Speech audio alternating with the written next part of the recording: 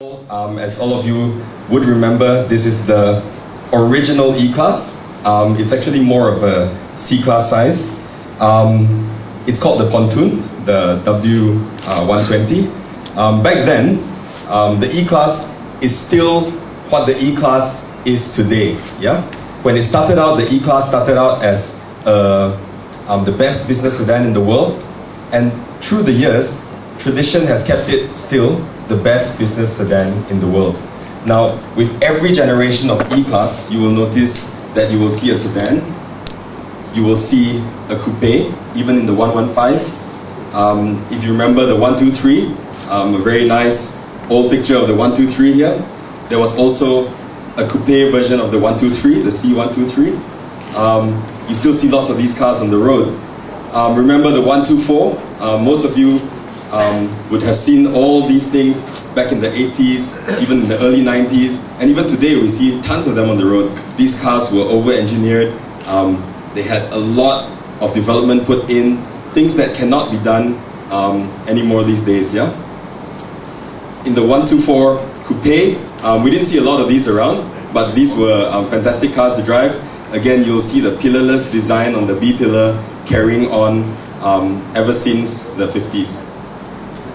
The W210 came out in the 90s. This was where the design began for the four-eyed look on the car, yeah?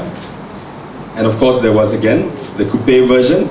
This was when it was first called the CLK. And later on came the 211, the E-Class that we all see today. Now, with this 211, incidentally, it was built when it was built, it was actually given an award, the first ever award of the Euro car body. Yeah, it is an award that is given in Europe for cars that are built with things like aerodynamics in mind, design in mind, and safety in mind. So these awards are given to those who excel in these areas for building cars. Now, when Euro car body awards came out, this car won the very first Euro car body awards. Yeah? So it's only fitting that when we come to the new E-Class, the W212, I'm happy to announce that just about a week ago, we won the Euro Car Body Awards for 2009 as well, for the new E-Class. Yeah? Now, when you're building an E-Class, what you're building is really a masterpiece. And you might say that it's not too hard to build a car these days. Everybody can build a good car. But when you're building a masterpiece, it takes just about 90% more effort. Now, we're looking at building the world's best business sedan. You got to start from having a great design. A design that shows modernity infused with heritage. You got to have status, it's got to show prestige. The car must have power, and it must represent power in its design. It must be individual. To support that, you need to have comfort. These are one of the main pillars of our cars, the comfort, the luxury, and it has to be a leader in comfort. Following that, you must also have safety. Safety, as Florian always says, safety is a given. Yeah? We don't advertise safety. The reason for that is because to our customers' eyes, safety is necessary, safety is expected of our cars. So it is not just a feature that we want to sell, it is something that's expected. And underlying all these, to make the best business sedan in the world, it's nothing if it doesn't come with reliability as well. So these are the main key messages of the new E-Class, and it's the same key messages of the previous E-Class and the one before that, and that's why we keep building the best business sedan in the world. Now, from the design sketches, you could see that the idea behind these new E-Classes, the E-Class Coupe and the E-Class Sedan, is to build a very dynamic car, a very bold car, a car that is confident in its design, a car that doesn't need to follow. You will notice that from the front, you will see a very keen arrow shape all the way here. The arrow shape styling bonnet, it goes from the back, it goes sharp all the way to the front. The car still maintains a very broad dimension, but you will notice that there is an arrow-shaped front end to give it a very dynamic look. Secondly, you will see the new reinterpretation of the four-eyed design, and it's It's a new, slightly cubistic kind of look to it. Yeah, the new design of the headlamps. Next, you have the very bold, very upright grille. It's a very proud grille, very confident in its own skin. Again, it reflects the person driving it.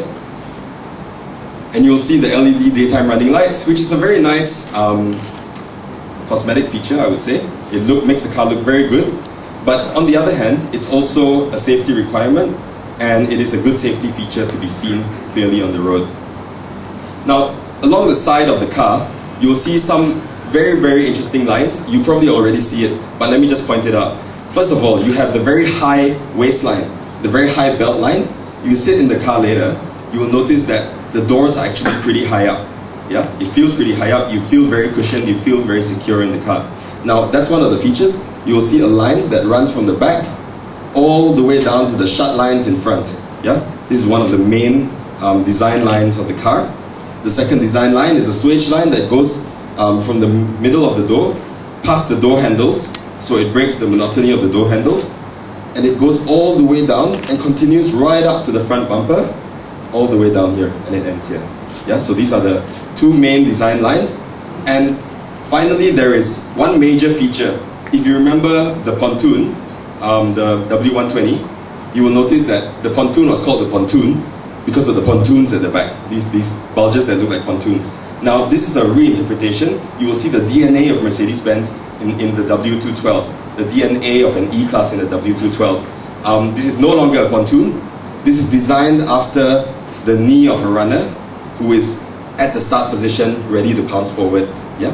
The next line that you will see is, this is a minor line. These are the chrome garnishes that runs down from the rear bumper all the way down to the front.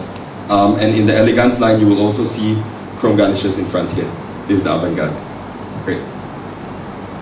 The E-Class Coupe, a really sexy car, lovely car to drive. You will notice that in Malaysia, we will be bringing in the avant-garde design, and also it comes in the AMG Sports Package, only because our Malaysian customers deserve only the best from us. You'll notice that they all come with the panoramic sunroof, yeah? And this car, even without all those things, it has a very sleek design. It shares the same arrow-shaped dynamic design. It looks like a large wedge from the top, yeah? Leading to a very narrow end in front. From the back, for those of you who appreciate manufacturing excellence, take a close look at the tail lamps on the back. You will notice, and again, if you do appreciate these things, you will notice how difficult it is to actually build this complex tail lamp cluster. It's very deep, it has a very large 3D effect. Everything looks like it's floating inside with LED tail lamps. You'll see the same design ideology in the E-Class Coupe from behind.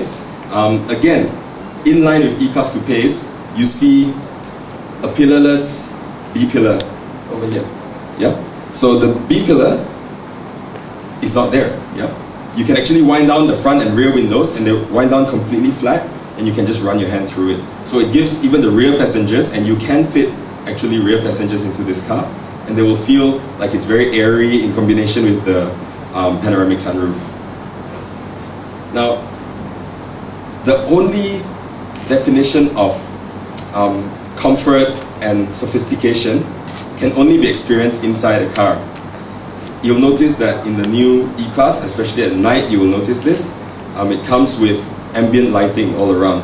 Very similar to the S-Class. You'll see ambient lighting around the doors, under the, on the floor. You will see ambient lighting across the dashboard. Now, the whole idea behind this ambient lighting is, first of all, to reduce fatigue.